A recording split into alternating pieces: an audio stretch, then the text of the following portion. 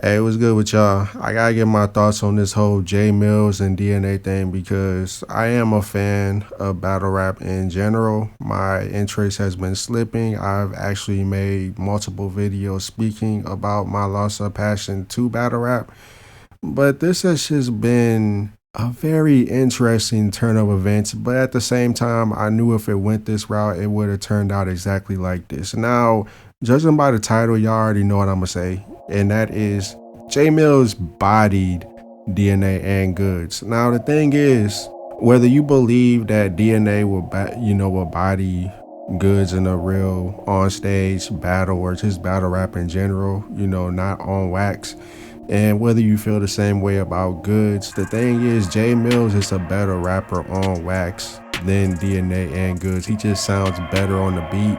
This entire exchange between Millz and DNA and Goodz was kind of like, it kind of felt like he was sunning them the entire time because his records all sounded better than everything that they put out, and it was just so effortless because they would take days to put out a response to drop something, but he would actually do it within like 24 hours or like 2 days.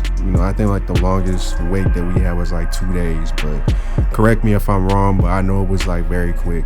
Like he actually, this how quick it was. Goodz, he dropped his first record to Millz, and already today, hours ago, I'm talking about earlier, like it's actually Saturday night. He dropped it like Saturday afternoon, and it was fire. So I'm actually give my initial thoughts on each record. Before I get into it, I actually do think that DNA was actually fighting. He was actually fighting Millz, but it was one of them things where Millz was just too much for him.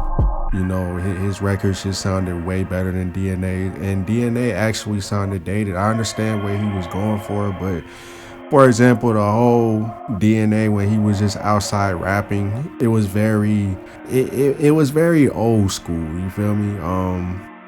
It was even like a short. You feel me? I don't know. It's just in the BDUs, like for all these joints. It was very old school. Now Millz in my DNA, like second it came on, like I was really feeling it. It was a vibe. It was a vibe, and I actually have rode around with it in my car. That's the thing. That's the thing. Whether you like Drake or not, Millz was in that camp, so he knows, like, in this climate, you can do that lyrical, miracle, spiritual, but you gotta be flat out amazing. Like everybody gotta go crazy, and I feel like that's why DNA lost this exchange because everybody did not go crazy. On DNA's part. I mean, it was worded nice. He got a flow, but it was like he was trying too hard to son Millz, and it just didn't. It didn't work. It didn't work. He didn't have the aura to pull it off, and he doesn't have the attributes and the stats to pull it off. So it just didn't work.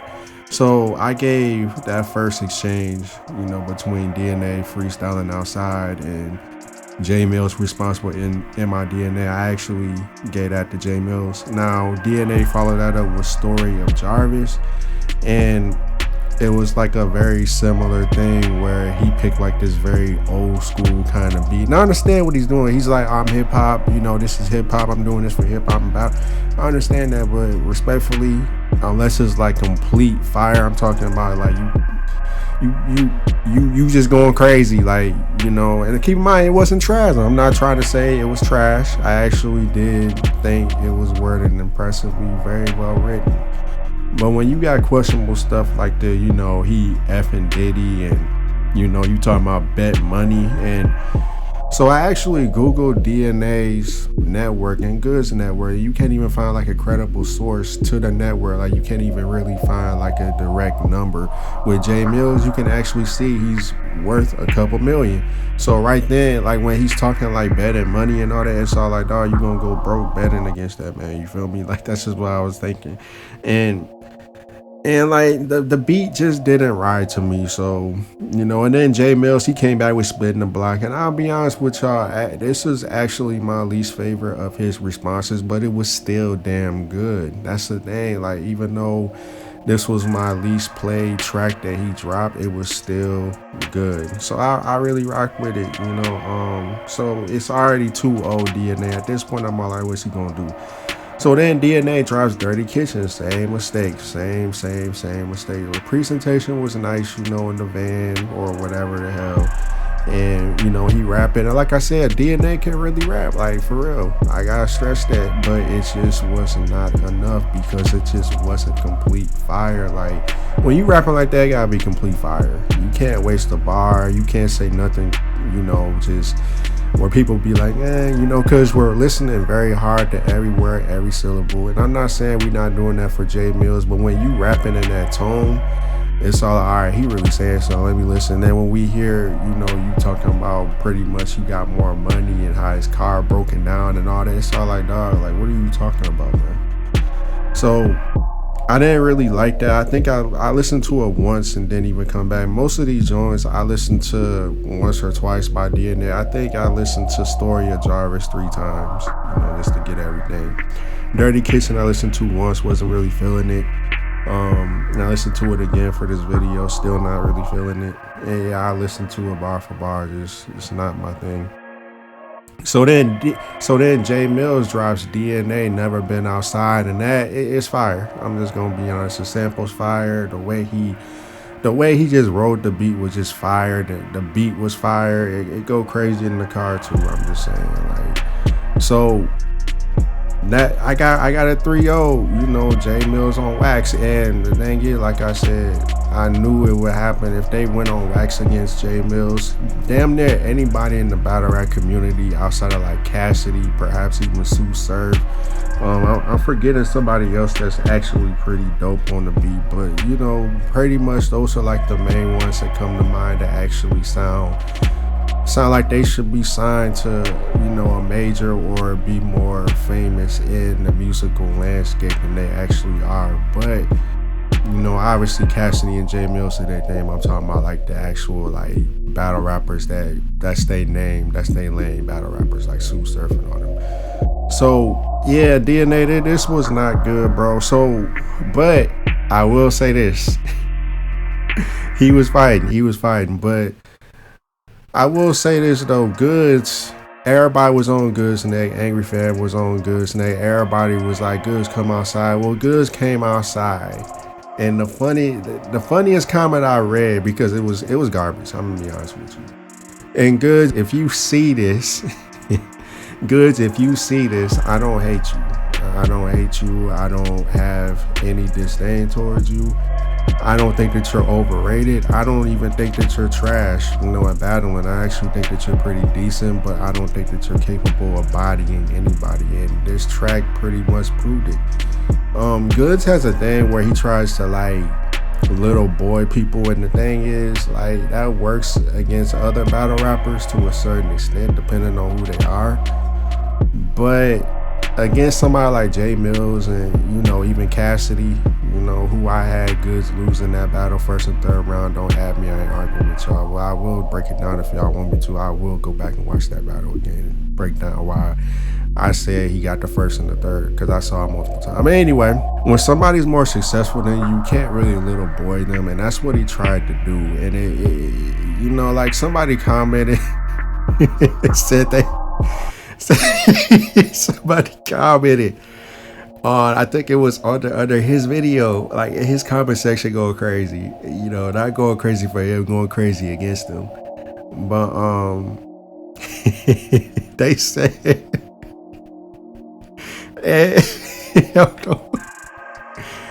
they said that he swung. Wait, he went for it. They said, hold on, the comment actually said that he went for a one-hitter quitter and knocked himself out. I've never heard nothing like that. How you go for a one-hitter quitter and knock yourself out? Like, that's how bad it was. It was bad. You know, I listened to it twice. I did like the whole, you know, you living in your past while I'm buying, you know, gifts in my presents. I actually did kind of like that bar. I ain't gonna lie.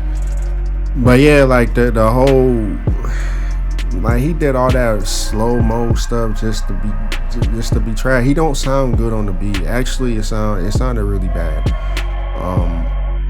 Respectfully, respectfully. And Jay Mills, he actually dropped a blog pretty much just like, hey, this he dropped like the worst diss track of all time against me, and he actually just clowned him for like 20 minutes. It was funny. I was rolling. And I watched Angry Fan react to it. I was rolling at him reacting. So then, like I said, he dropped another track. It was called Turn the Lights Off. It was a Goodz diss. And yeah, he pretty much just dismantled Goodz, and the way that he put it together, you could tell he has some more in the chamber. So I do want Goodz to respond, but this is the thing though. Like Goodz took like 2-3 weeks to drop that Lion track, and it's like, oh, that was not enough. So yeah, that's just pretty much what it is. I know like Ron Browse, who's like a producer, maybe a rapper. Excuse me, Ron Browse. I'm not really familiar with you, respectfully. But he produced J Millz disses, and he actually did diss DNA. I guess DNA was talking greasy about him or whatever for riding with J Millz. But yeah, that's pretty much what it is. Like J Millz spanked him. Like I said, on wax and on stage in a battle rap is different, and J Millz got the sauce when it comes to being on wax, and I knew that. I'm a Young Money, Cash Money fan. Like I've been rocking with Cash Money since the early 2000s and went back through their catalog in the 90s. They're actually probably my favorite record label in hip hop next to Aftermath. Obviously, if you know my favorite rappers, obviously. So yeah, I'm very familiar with J Millz, and I'm familiar with the fact that he was more of a writer than a solo artist at Young Money. Everybody at Young Money had their role. J Millz' role was a writer, and he probably just handed out bars. I'm not saying that he wrote everything that Wayne, Drake, Nicki, and all. I'm not saying that. But I'm saying like, if he was in the studio with them, he obviously helped them. I'm sure, like, if you look up different songs, like, I'm too lazy to do it, but, he's actually been credited to being, a co-writer on some of them tracks. And, I actually just say, I'll be real with y'all. On Bear Rock, he had, next to Wayne, he had my favorite verse on there. Because, I was just... Wayne was crazy on there, not crazy, but I'm getting sidetracked, y'all. This was actually off the top. I was actually gonna write down my thoughts, but I actually wanted to try something a bit different and get some more content out for y'all. You feel me? But yeah, you made it this far. I really appreciate y'all, man. Thank you for rocking with me. Subscribe to the channel if you're new here. I will be speaking on viral battle rap moments, different music stuff, video game stuff. I'll be putting out my music. Check out that Coil Ray tribute that I did. I recorded that song several years ago, forgot about it, found it again, decided to make an edit to it, and I actually like the song a lot. Don't smoke or anything. That was just me trying to be more relatable to the times that we're in. You feel me? But yeah, that's pretty much what it is. And mental health stuff. I'll be speaking on like mental health stuff. I'll be speaking on things that I go through mentally, or different things people can relate to, and real life topics. You feel me? So I got a lot planned for the channel. I know my uploads are a little sporadic, but I'm not gonna abandon it. I promise you that. And I ain't gonna say all that. Much love, everybody. And stay safe out here. It's crazy. Hope everybody's able to eat. Where you're at is peaceful, and you're surrounded by loved ones. All right, y'all. Stay up. One.